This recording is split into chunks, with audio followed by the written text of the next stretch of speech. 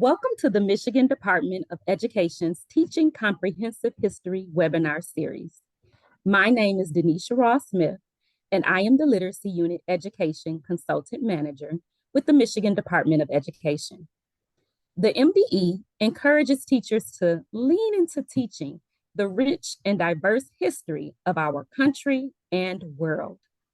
The presentation you will see today intends to provide educators additional perspectives, knowing that as educators expand their knowledge, they will be better able to create lessons that help students meaningfully engage with history.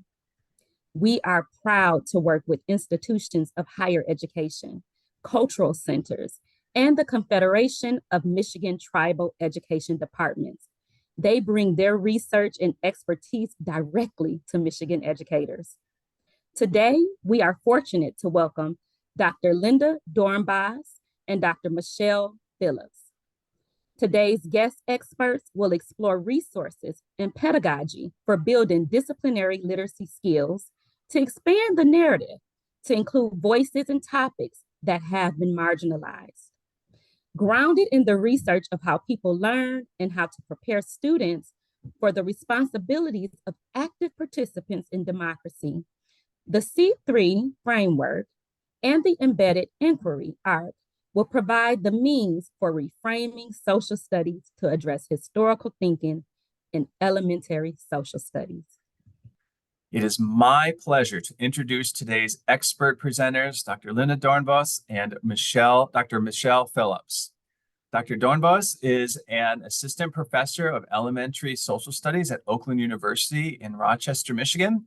She has presented at numerous state and national conferences, joined with Oakland ISD's disciplinary consultants in conducting professional learning, written book chapters, articles, and inquiry-based lessons that illuminate the experiences of resilient Americans. I love that last line of your bio.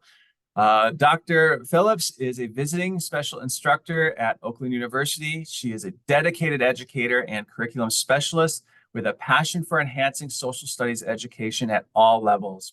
With extensive experience in curriculum development, state standards writing, and teaching from elementary through college, Dr. Phillips is committed to empowering students and educators with the knowledge and skills they need to thrive in an increasingly complex world. Welcome, Dr. Doornbos and Dr. Phillips.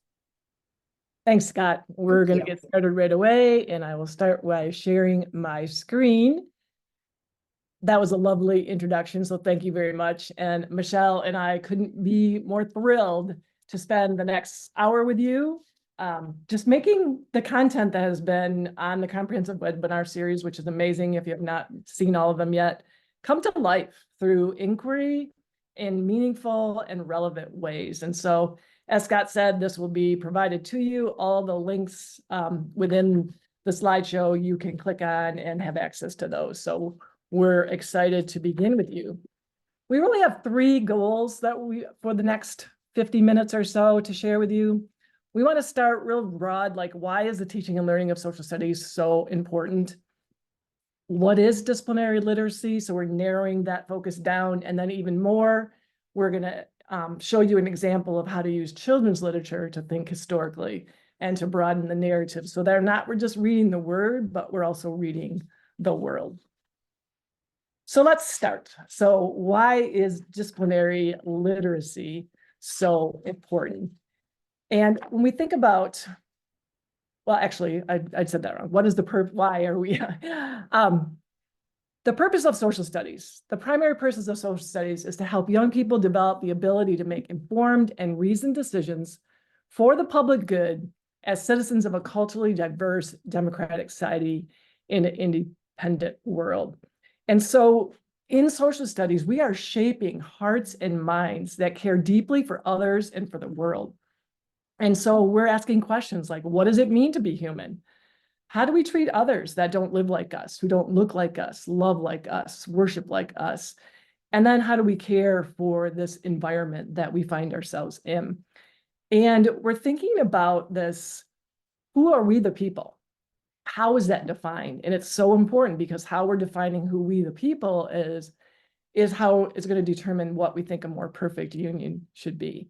And so within the social studies, we want to constantly help students discern how they see the world, how they've been shaped so far, be willing to disrupt their assumptions about the world as new content that they're not familiar with comes at them, and then develop with others ways to imagine and then act for a better future. And we know that this is so important, and there's a huge need for increasing the quality and quantity of social studies, especially in our elementary classrooms. In 2022, there was a report done across the nation called the RAND report. You can click on there and read the long report. But basically, they describe 4 findings that across the nation, we're missing the infrastructure needed to have quality social studies K through 5.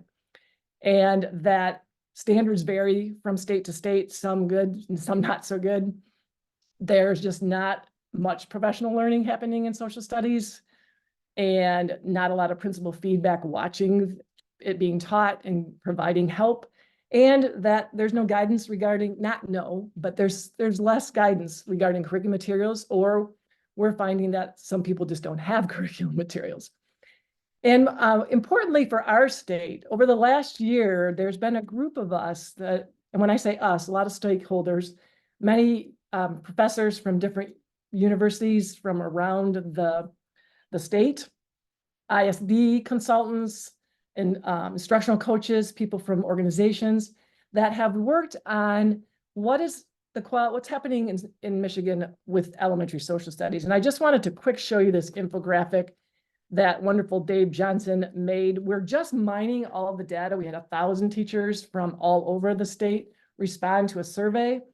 And from that, we're beginning to make sense of it and figure out what we're going to do with it. But so far, we've talked about what is happening in our state, and this is very interactive. And you have access to this on the Michigan Council of Social Studies website. It's also be here. And then it goes into why this is happening, and all of these are very interactive. And then the reason I'm sharing with it today is that we're really going to address some of the ways, what are we going to do about it?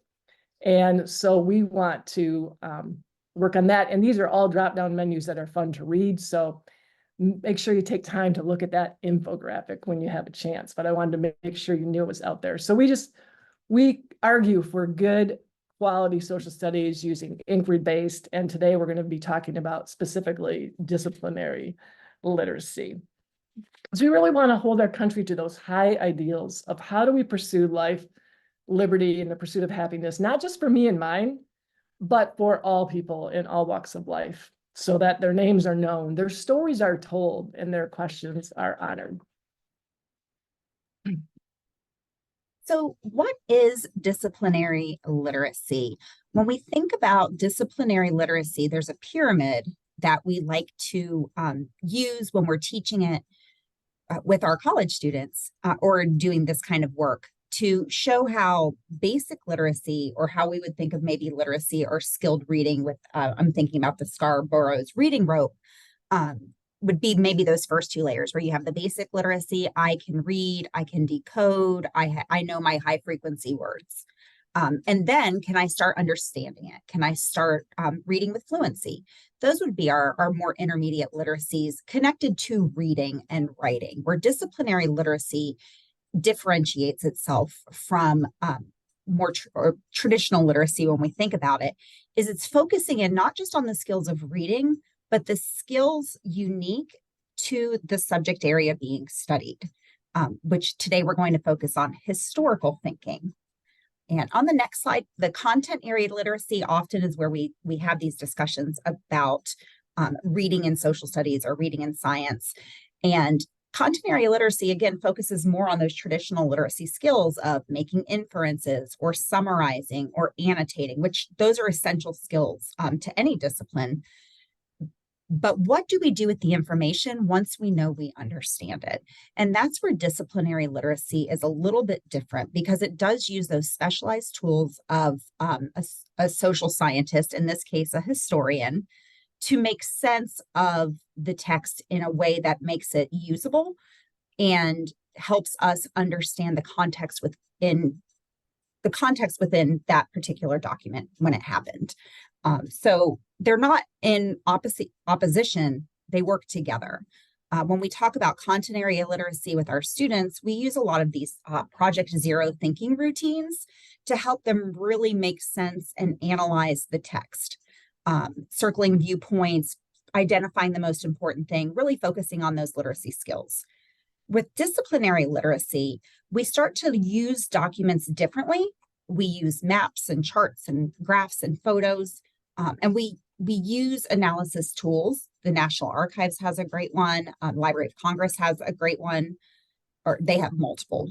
Library of Congress has them for all sorts of types of documents that you can use with both younger learners and with older learners. But where disciplinary literacy differs is that we start to make use of the information in a way that helps us meet that goal of becoming informed and reasoned decision makers, going back to that ultimate goal of social studies. So if we look on the next slide, some of the examples when we talk about historical literacy, the way I kind of think about it is if I am reading an account from Abraham Lincoln about the battle at Fort Sumter, and I am reading a piece by Jefferson Davis about the battle at Fort Sumter that launched the Civil War, both of those accounts are going to be true. But how do I make sense of those documents? So how do I make sense of what happened? How do I understand the perspectives involved? That's historical literacy. So beyond comprehension, but using it to make decisions.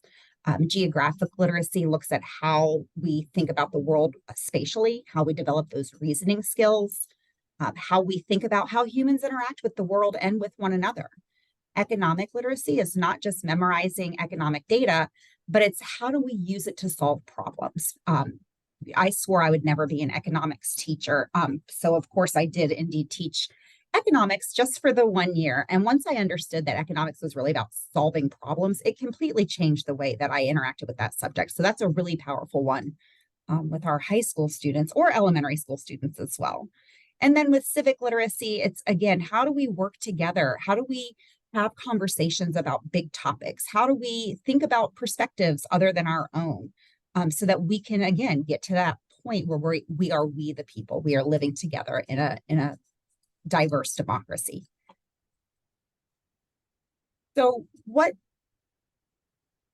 that we can do this, because we know social studies, we struggle to get it in during the day, but social studies isn't just an isolated subject. Social studies is a living subject.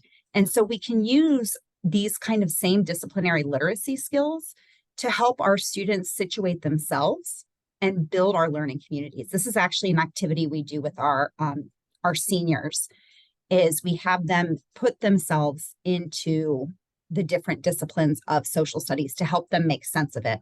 And this, they can see how something has impacted them. A lot of them with the historical event this time, we're of course talking about COVID and how COVID impacted them. And so they're able to make sense of that event in a different way and share those experiences with one another. We can get into some identity work, thinking about what social identities are important and how they impact us. And then maybe which ones have been marginalized or which ones have made us feel uncomfortable or that we want to hide. And that can be a powerful tool to help not just our students, but have them think about their future students as well. And I was want to add in there, when we do this in the classroom, we do it at the beginning, and they've had 2 other social studies classes be together as a cohort. But we get such good feedback about this activity because they say they've learned so much more about each other and they so much better understand thinking about the disciplines and how they all intertwine, even though they're separate. So just wanted to add that. And there's 2 really good sources. Social Studies for a Better World. If you have not seen that book, that's amazing. We took those questions from there and kind of morphed it with the Digital Inquiry Group does a snapshot autobiography. So that's linked there also. So as we think about social studies and disciplinary literacy in a more applicable skills-based way with this idea of disciplinary literacy, we really do have to change the way we think about teaching and learning. It's not going to be a sit and get type situation or the sage on the stage. It's students have to be engaged and working with the information and working with the documents or working with the book. So that they learn how to use that information to then make an informed decision. Students engage with one another. Teachers are not the holder of all knowledge. Students have knowledge and they are able to construct meaning together. Textbooks, they can be a source, but one of the big instructional shifts is that we have to include multiple sources, which is really where the heart of our children's literacy or children's literature, using that to teach historical thinking comes in, as it becomes a source. Sometimes students can't just get a correct answer, and that can make them a little uncomfortable, but understanding that when we use evidence to make decisions, that if people can use the evidence to make their decision, we don't always all come to the same conclusion. And that's okay. We can talk about the conclusions we came to in a way that is reasonable and supportive. And then it really does start to show how they connect to the real world. So all of this is part of the C3 framework, which is, again, part of how the Michigan standards have been developed around the C3. Dimension 2 is where you would see disciplinary literacy come into play. So depending on what our question is, for inquiry, Dimension 2 would be where we would use the skills, such as a document analysis for history. And then 3 would be, are we using multiple sources? Are we examining Jefferson Davis's and Abraham Lincoln voices? And then who else's voice do we need to make sense of this? And then Dimension 4, of course, is using all of that information to answer the compelling question, and then doing something with it. So that's where disciplinary literacy is different than traditional literacy when we think of it in connection to reading, and where it's moving social studies into a different direction. And then connecting that to that information that Michelle just shared, there's a ton there, and we could spend an entire year going deeper into that. But connecting it back to why it's so important and thinking about the purposes of social studies.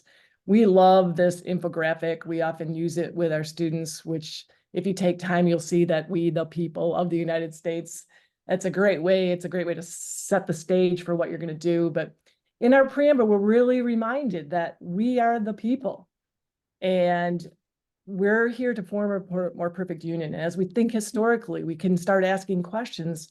How has that changed over time? What significant events have happened so that it's being redefined? What is our role in thinking about ourselves and the people in the classroom or in our communities or in the United States or in the world even? How do we look at them? How do we view them? How do we honor who they are and how they live? And thinking about that, because once again, how we define who we the people are really defines what it means to make a more perfect union, and that's important. And so we're really teaching kids when they're thinking historically, we study the past so that we can better understand how we're living today, and then imagine and act with others towards a better future. And so what we want to do with you for the next few minutes is think about how can we do this in the classroom. We want to broaden the narrative, and if let's say that we're talking about the beginning times of our country, and we want to think about these presidents, we want to think about who are these men. Often the dominant narrative is just focused on the presidents at the beginning and, writing of the Constitution and the conventions. But how do we teach about them? How should they be remembered? But then more importantly, who else needs to be included in this narrative of the founding of our country? It's not just these men. There's multiple groups of people in different ways that were involved. So we're going to kind of pursue that a little bit over the next few minutes. And the first thing we want to do is get you to watch, we're going to ask you to watch this powerful poem. It goes by really quickly and it packs a punch, so be ready. Spend time contemplating it. And as you're listening, think about why is what he's saying so significant as we think about broadening the narrative? And how does it connect to what we're talking about with bringing comprehensive history into the classroom? And then if we were going to do this where we could interact with you, we would ask you to write one word or phrase that really grabbed you, either exact phrases or words from the poem itself, or words that it evokes a lot of emotion also. In many different ways. We've had very interesting conversations with our pre-service teachers. And that's all I'm going to say now. We can talk some more afterwards, but be thinking about those questions. And the title of this is Why We Shouldn't Forget That U.S. Presidents Owned Slaves. Letter to 5 of the presidents who owned slaves while they were in office. George Washington, when you won the revolution, how many of your soldiers did you send from the battlefield to the cotton field? How many had to trade in their rifles for plows? Can you blame the slaves who ran away to fight for the British? Because at least the redcoats were honest about their oppression. Thomas Jefferson, when you told Sally Hemings that you would free her children if she remained your mistress, did you think there was honor in your ultimatum? Did you think we wouldn't be able to recognize the assault in your signature? Does raping your slave, when you disguise it as bribery, make it less of a crime?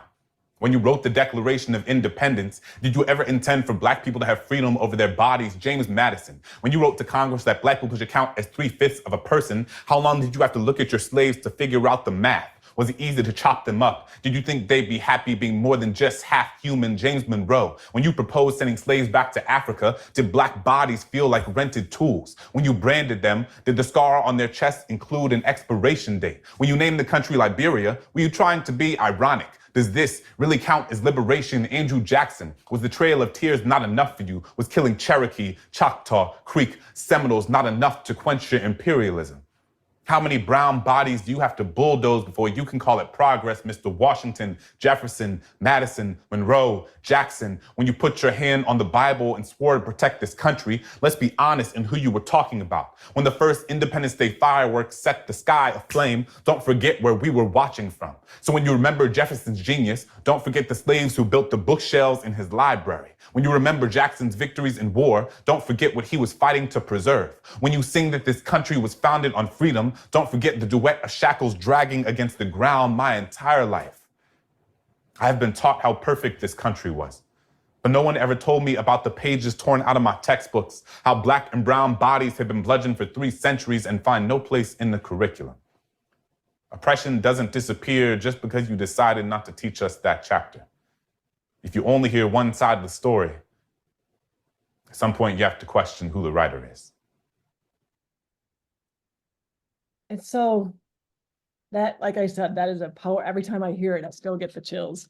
And we are not advocating that this could probably be used with lower elementary, but maybe high school, definitely for our own viewing, thinking, because what was so powerful is the power in his questions. He just bombed questions. And that's what we want to do in the classroom too. Let's ask these hard questions.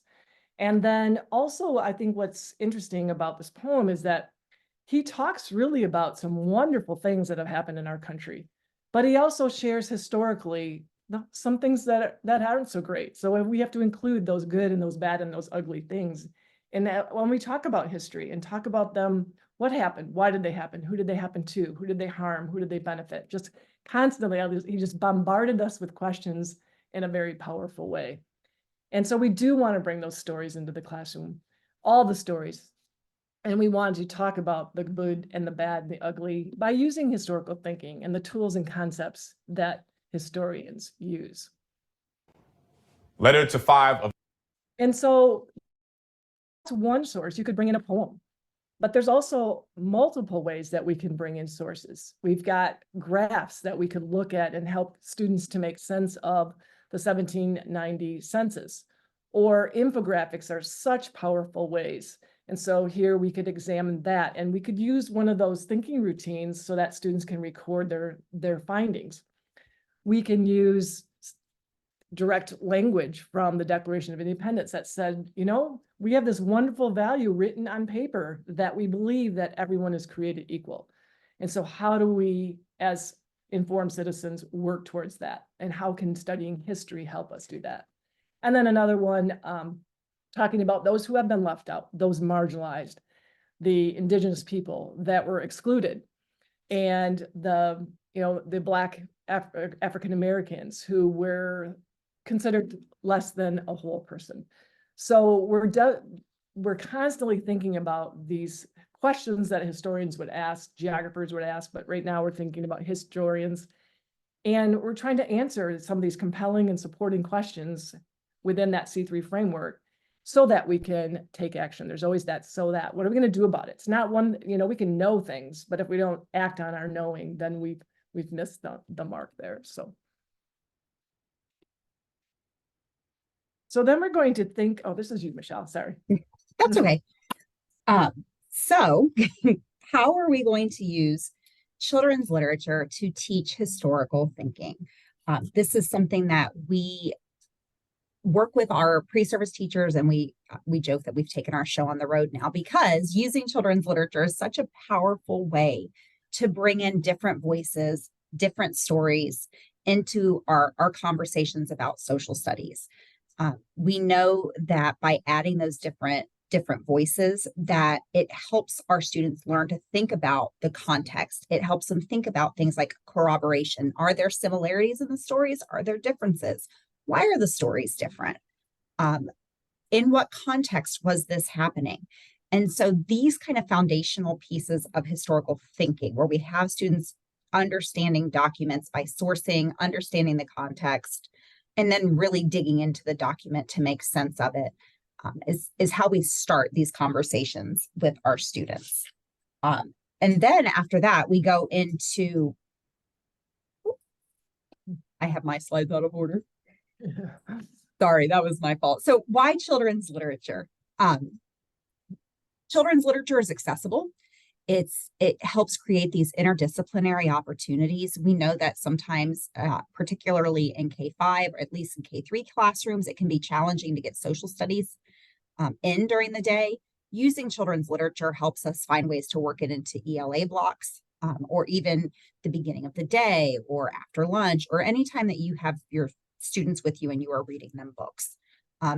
I taught middle school and high school mostly, and my middle schoolers and high schoolers love to interact with children's literature as well, to help us make sense of big concepts. Or I would sometimes flip the classroom and have them use children's lit to practice the skills and teach others, teach their classmates. So it's not something that comes naturally. It's something that we really do have to explicitly teach.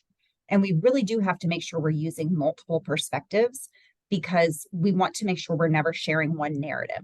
And we want to make students understand how we can look at different perspectives, make sense of them, and then make decisions based on that information. So when we talk about historical thinking, we talked about the skills a little bit. And if we click on that skills tab, I have to put on my reading glasses. Okay, there we go. So we ask questions like, who wrote this? Why did they write it? What was the purpose of writing it? Is it reliable? Did it happen in the time period? And we see pulling in that context of when was it created? Why was it created? What circumstances were happening at the time that might have influenced this document being created? Corroboration, do other documents agree? If there's contradiction, why is there contradiction? Where does the truth lie if the documents don't agree with one another? And then the close reading is really then when we get into making sense of the document itself. What information are we getting? What evidence is there to help us answer whatever compelling question or topic we might be investigating? And then how does what claim is the author making, and how does that help us make sense of the work? And then if we can go back, thank you. And then the next piece is these concepts. So once we've made sense of the documents, once we've analyzed something, how do we then make sense of the different documents? And this is where the concepts of historical thinking come into play. So when we have all of our analysis done, we might look at things like change in continuity. What's changed? What's remained the same? Why did things change? Looking at cause and effect. Why did something happen in the past? What happened because something of an event? Sorry about that. That's okay. How do we use the past to make sense of the present? How does understanding what was going on in the past help us understand why things are the way they are now? And then today we're going to focus more on through their eyes, is how do people in the past understand the world? And when we think about their understandings versus how something makes us feel, it gives that broader context and keeps it within the discipline of social studies. So how do we do all of this with elementary students? So here we're going to go through an example. Oftentimes when we're working with our pre-service teachers, they don't feel comfortable with the content. And so we've learned to start with an image so that they are learning to build their content knowledge through historical thinking. So they can see how it works by being a participant in it. So oftentimes we'll start with a document analysis, a photo analysis, and we will use those historical thinking skills. Linda, if you want to click on that. Oh, it's going to make the picture go away. That's okay. You want me to put the picture back? Yeah, let me go. I can read the questions separately. I'm sorry. Questions are available. They're on slide 39 if anybody wants to, if you have access to the slides and want to click around. So it might be questions like, who created this painting? We can look right here. We know it's Alan Cox. You could go into it and find information. I guess it's not going to go, so I won't spend time. That's okay. And we know that he was a muralist for the U.S. Capitol. So that starts to give us an understanding of who created this and maybe why they created it. And then we look at the dates. Alan Cox lived from 1898 to 1982, and the Capitol Cornerstone ceremony was in 1793. So what is that telling us about this painting? Is it from the moment? Is it after? Is it idealized? Who's in the painting? Who's missing? Whose stories being put forward? Whose voices have been left out?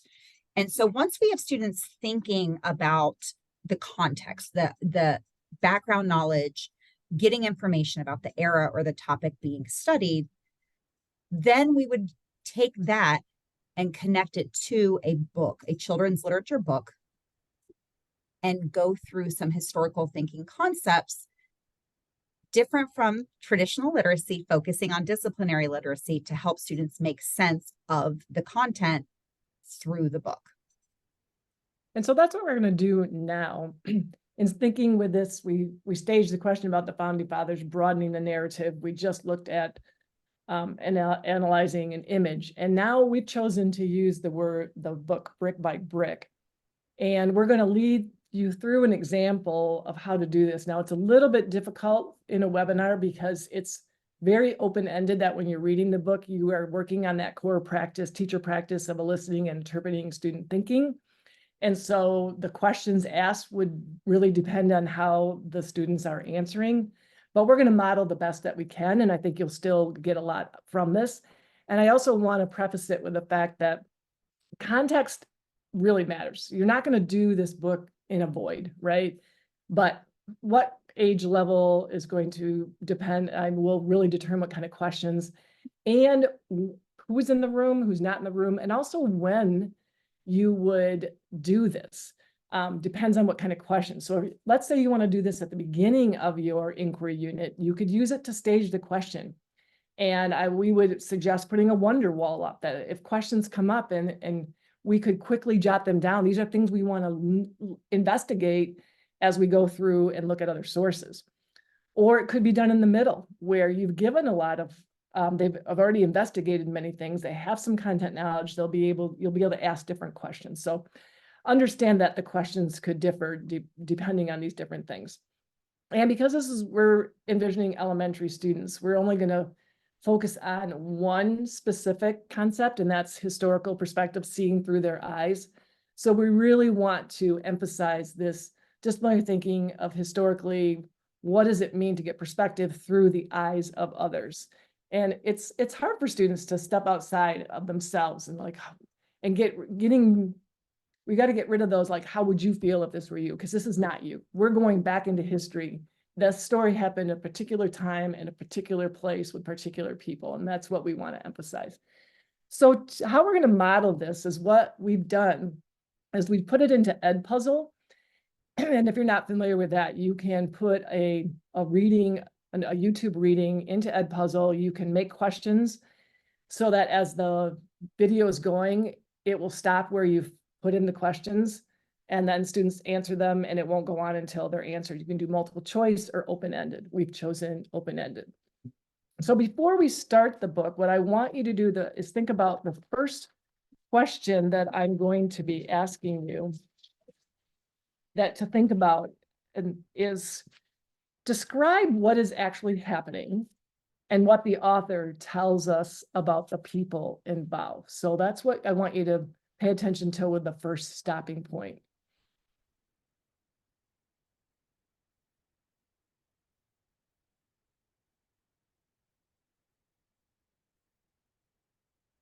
This is called Brick by Brick by Charles R. Smith Jr., illustrated by Floyd Cooper. Under a hazy, hot summer sun, many hands work together as one. The president of a new country needs a new home, so many hands work together as one. Black hands, white hands, free hands, slave hands. Slave hands dig, saw, and break stone, laying the foundation for the president's home. Rented as property, slave hands labor as diggers of stone, sawyers, and bricklayers. And so here it stops, and we would take time to talk about what is happening and what the author tells us about the people involved. And one of the things that we tell our pre-service teachers when you're preparing these questions is also on a separate document, we have them think about anticipating how their students might answer. And then write 3 to 4 follow-up questions so you've got those in your head so that as they start to answer, you can ask another question, ask them to expand. What we're trying to get away from is the teacher telling. We really want to see kids as sense makers and to find out, well, how are they making sense of this document as this evidence? And what more may we need to do, and what other sources do we need to investigate so they get a larger picture? And so it's really about being student-led and not teacher telling. And so we would spend time talking about that and then move on. And so before the next stop, what I want you to think about is that over the next few pages, you're going to notice all kinds of different work that people who are enslaved are doing, and begin to think about why the author is sharing particular names. So be thinking about that as we listen to the next section.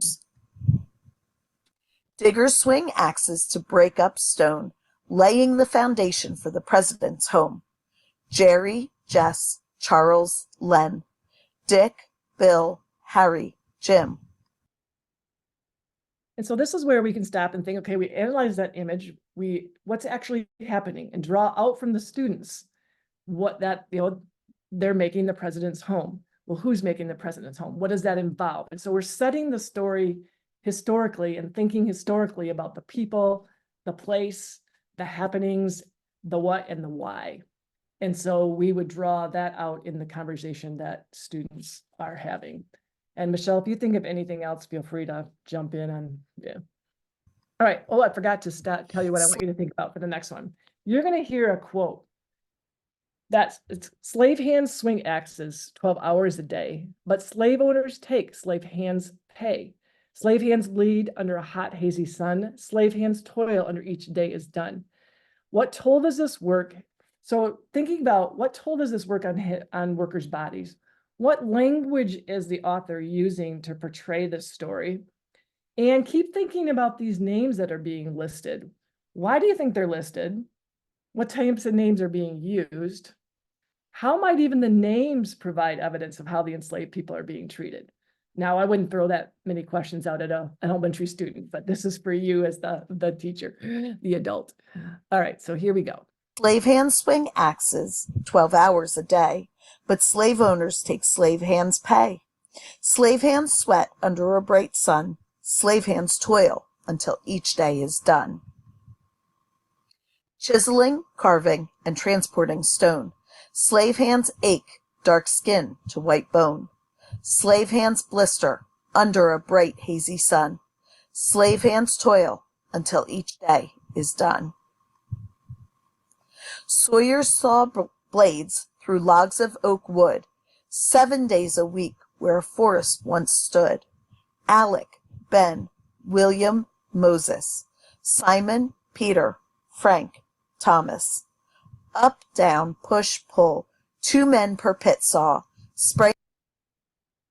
And so we would go through that quote again, have students draw out the language that the author is using, this constant repetitive language they'll notice about slave hands, bring out conversation and really want to work hard at not only just the students talking to the teacher, because we've built a learning community over time, hopefully in this classroom, where we're all sense makers together, that the teacher is not the expert telling the students, but we're investigating the source together.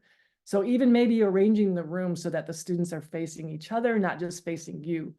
Because I just watched this being done in another classroom, and too often it becomes the teacher talking to one student, right? And so we want the students all talking to each other.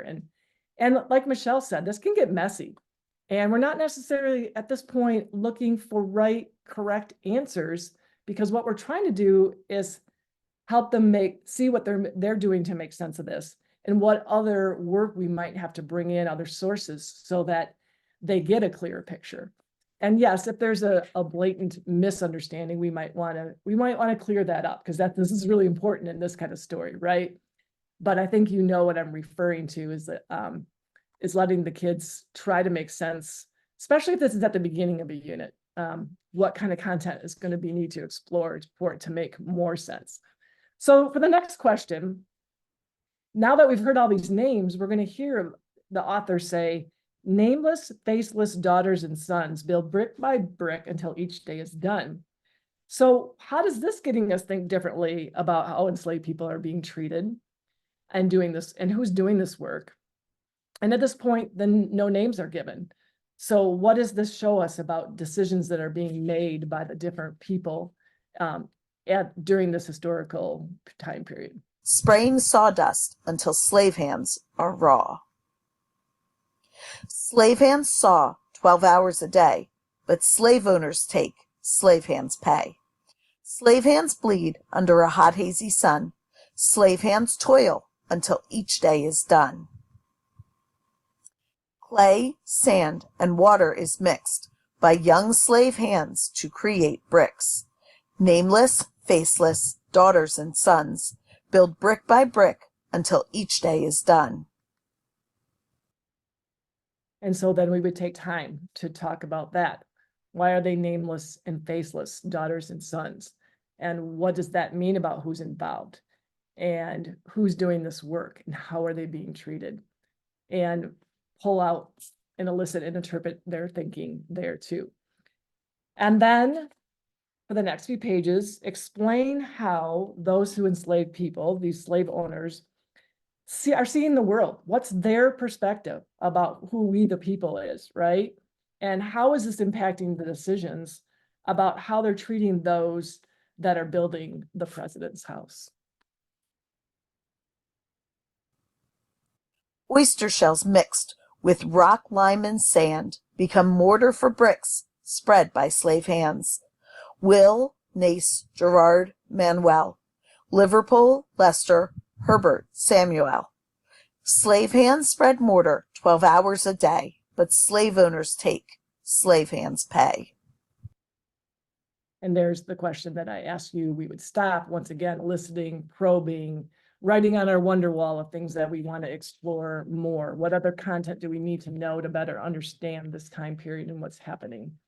And then lastly, what might be the motivating factor that keeps enslaved people coming back day after day? And this really gets at that action, the resilience that we know they're just not complacent in this work. But how can we draw out and think about why would they keep doing this back-breaking work? Or even thinking about, we've always talked about how slavery's in the South, right? And the North's free, but this is happening not in the South. And so could think about the context there too. Slave hands crack under a hot, hazy sun. Slave hands toil until each day is done. Slave hands learn new trade skills using chisels, saws, hammers, and drills.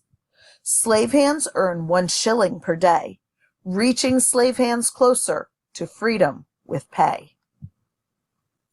Brick by brick, slave hands build. Day by day, slave hands gain skill. Month by month, slave hands toil, planting seeds of freedom in fertile soil.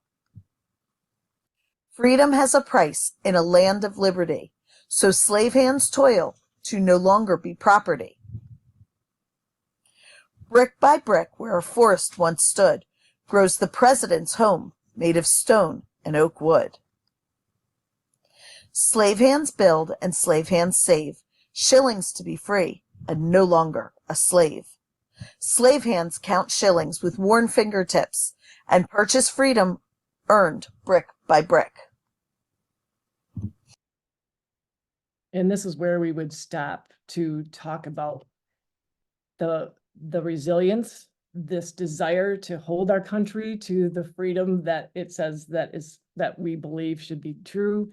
And also wanted to think about going back to that image once we've read the book and going that Michelle did, and think about, okay, now let's look at this story and what's the story being told in that image, and how did this source and this evidence provide us with more to interpret that a little bit differently now, and be thinking about if an artist was to create a new picture, given this more evidence, what might be, what would be put in that image? And then so many picture books now have wonderful pages in the back where they give a lot more information. And I think the next step in our inquiry could be to answer another supporting question and broadening this narrative would be this page at the end where the author really talks about why were slaves used to build the White House, and really does a good job and let students investigate this instead of once again the teacher telling and reading this to them. Break it up, annotate it, give it headings. But he talks about why he intentionally used slave hands, because that was what they were called by the slave owners, and he wanted to show that these slave hands weren't just connected to he wanted to show it really humanizing those, I guess is what I'm trying to say. And so we could use the end of the book also as another source as we work through this. So let me go back to this. And to add to what Linda shared with understanding the back and humanizing and why language is used, is sometimes when we come across these historical documents, it is talking to students about how language is different now than it was 200, 350 years ago. And so making sure that we're putting the language in context as well, and why maybe word choices are used then that we wouldn't use today. Exactly. And you could even do that with the word enslaved. Why is the word changed to enslaved, or people who have been enslaved? Where that's just happened, over the last few years. And so what we suggest when you take a book is use that chart. I guess they're not showing you the chart right now. But think about what perspective fits with this book the best and what concept. And you would also still could use the thinking skills like sourcing, looking at the author. Who is the author? Corroborating, is the story corroborated? And so not every book is going to be as reliable. And just like with internet sources, we want to do this lateral, like go outside of the book and read about it. So we don't just pick any book. We really have to be careful about our sources too. And so thinking about over the last 50 minutes or so that what we've done is we've talked about the importance of social studies for holding together and living in a pluralistic democracy. We've talked about how important disciplinary literacy is, so that we're not just learning about something, but we're learning because we want to be a part of making the world better. And that's not just for ourselves, but that's for all people, so that people's names are known, their stories are heard, and their questions are honored. And so disciplinary literacy can really help us enhance the teaching of comprehensive history. And we've shown you just one little tiny window, hoping to whet your appetite there. There are so many sources out there.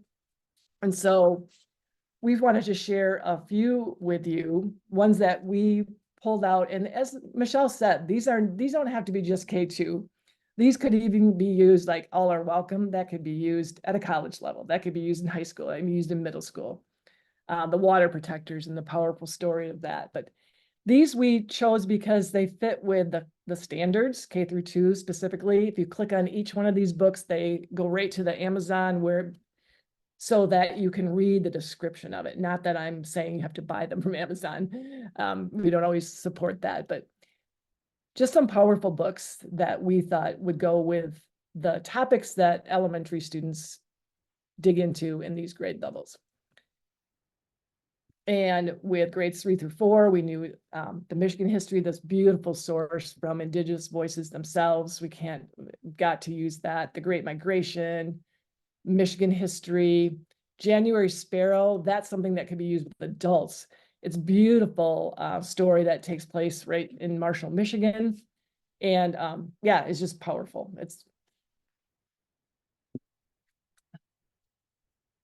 And then here's some with 5th grade going into more broadening that narrative to talk. These are bringing women into the story. We often in the founding of our country forget that there's a lot of other people. And these are just some marvelous stories that bring in Indigenous women and other people that were influential in the founding of our country.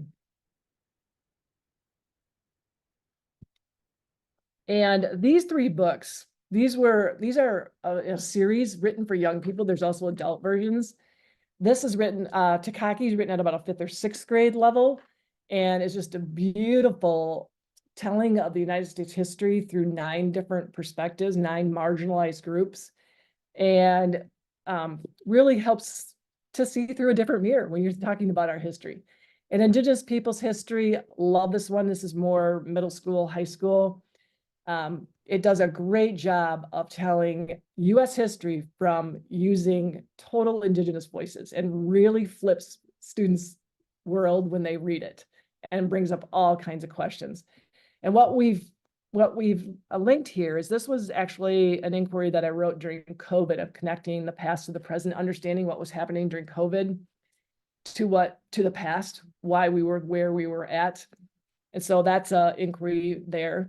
For the Indigenous people, we have provided a reading guide that specifically thinks about how do we discern how we've come to see the world, how do we disrupt it as these new voices and stories are coming at us, and then how do we develop that action piece.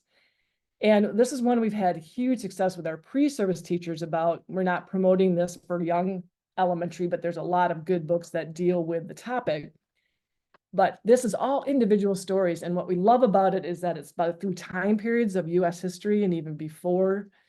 And so we've provided some reading choices for that. It's just short stories, but really wonderfully written. To share a few more books, these are all hyperlinked in here, and these ones are aligned with the standards for those grades. Again, you can use these books with any grade, but we wanted to make sure that they were, we put them together with the standards for each grade so that they were accessible for you if you wanted to use them. If you're thinking about doing this kind of work and you're trying to find a place to start with kindergartners, This is the Rope book is a very it's a good place to start because it traces how a rope is used through a family over time. And so it gives them something almost concrete to grab onto as they're thinking about continuity and change or cause and effect.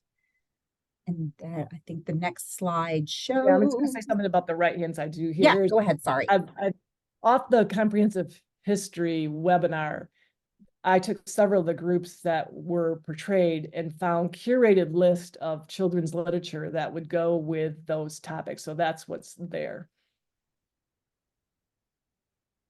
And then here, along with the books, the Seeing Through a Different Mirror, the inquiry there, here are some other inquiry lessons for elementary students that follow that C3 framework that look at Asian American history. This is the one that I believe goes with January Sparrow, the Crosswhites, and Marshall, Michigan. This Land is Our Land, giving an Indigenous perspective. And then some articles to talk about why we do this work. It's not just, Linda and I woke up one day and we're like, let's read children's books. This is grounding the work and giving you lots more information and resources to use. And then these are just some different ways. I'm down to a minute. These are some different ways where you can pull these books in, and why we do like to use children's literature is because there are these natural points in the day where a book can be read. And if a book is being read, why don't we do some historical thinking with it? Linda, I'm And The next yeah, slide, that's us. and we ran out of time for questions, but we love questions. We love interacting with people about this work. We are extremely passionate. We feel like we got about this deep in something that could be a mountain of stuff that we could talk about. My head has been swirling all day. It actually hurts because there's so much I wanted to say, but I didn't have that much time. But here's our contact info, and we like shows on the road. So contact us if you want more information or workshops or, ideas on how to write these inquiry lessons together. I'm going to stop sharing if that's okay with you, Scott. And Perfect. Thank you, Dr. Doornbos. Thank you, Dr. Phillips, for sharing your knowledge with us. Your work is important to Michigan's educators and leaders as it provides support for teaching comprehensive history within our classrooms. We sincerely appreciate you sharing your content with us today. Now